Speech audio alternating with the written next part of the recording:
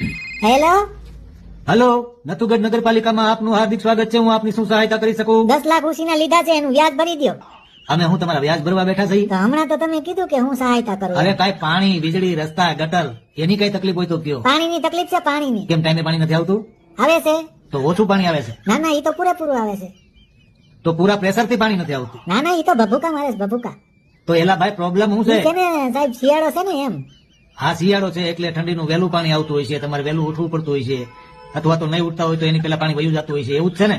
અરે ના ના, અમે તો ઉઠી જાય છીએ વેલા. અરે તો વાંધો શું છે વાલા?